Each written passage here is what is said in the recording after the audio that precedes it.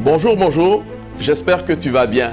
Alors, je te retrouve pour cette autre capsule de Villes en prière et nous continuons à prier spécifiquement pour la ville de Québec où nous allons nous retrouver les week-ends du 6 et 7 mai pour un moment de prière, d'adoration, de louange prophétique.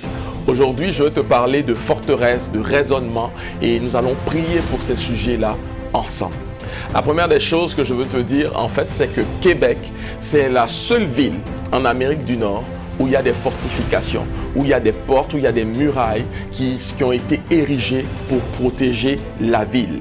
Alors, au début, ces forteresses, ces fortifications-là, plutôt ont été construites par les francophones pour se protéger des anglophones.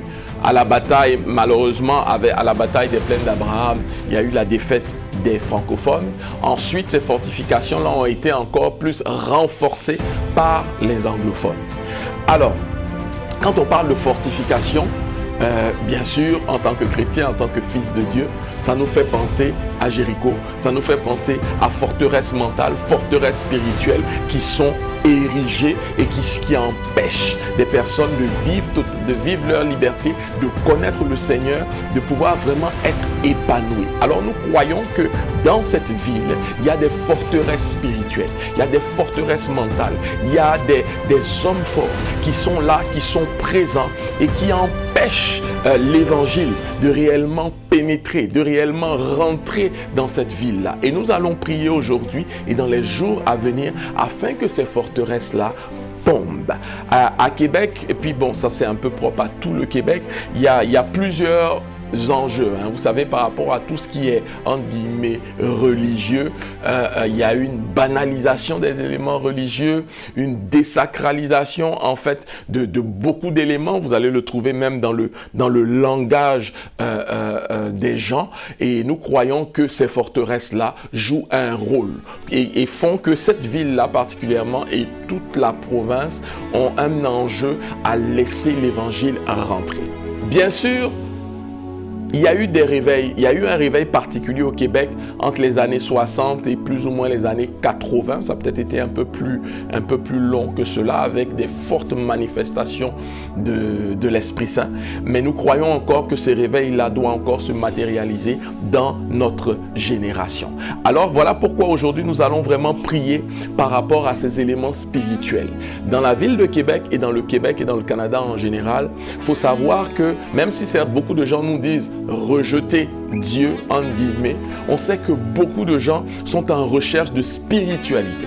Qui dit recherche de spiritualité dit une recherche pour combler un certain vide qui est à l'intérieur des gens, et nous croyons que ce vide-là, il s'appelle Jésus-Christ de Nazareth. Alors voilà un peu, par rapport à tout ce qui est fortification, nous allons prier.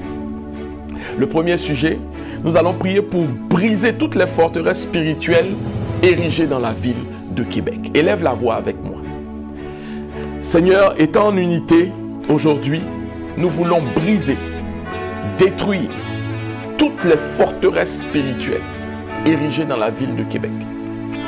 Toutes ces forteresses-là qui empêchent l'épanouissement des hommes et des femmes dans la ville de Québec.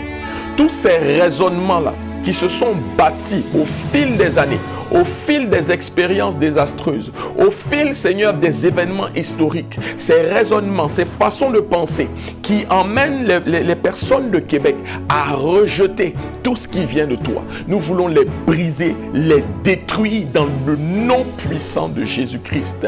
Et que, Seigneur, pendant ces temps de prière, et que le 7 mai, et que même pendant tous ces moments de prière que nous allons avoir, que nous voyons ces forteresses tomber.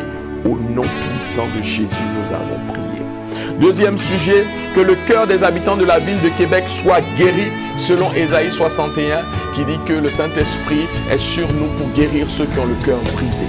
Je prie pour tout homme, toute femme qui a le cœur brisé, qui a le cœur abattu dans la ville de Québec, que par la puissance de ton esprit, il y ait guérison, il y ait restauration, il y ait renouvellement dans le nom de Jésus. Et que toutes les armes de l'ennemi qui gardent ces personnes-là dans l'abattement, qui gardent ces personnes-là dans la douleur, soient brisées et que ta vie divine remplisse les cœurs et les mentalités au nom de Jésus.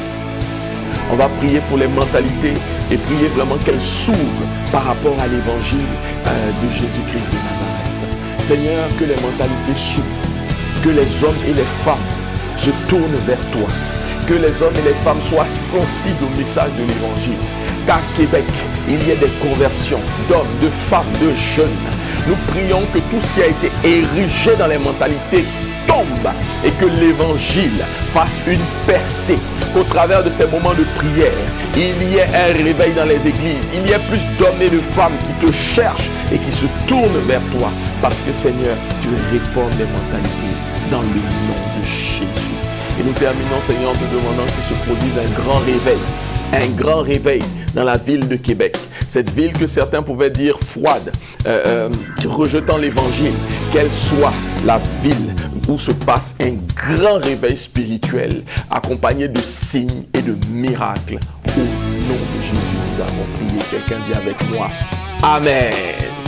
Voilà, bien-aimés, c'était la capsule sur les forteresses, les fortifications. Partage ces moments, continue à intercéder. Si tu as des choses qui te viennent à cœur, tu peux nous les partager. Et surtout, à ce temps que nous puissions nous retrouver les 6 et 7 mai dans la ville de Québec pour ce moment prophétique. Que Dieu te bénisse.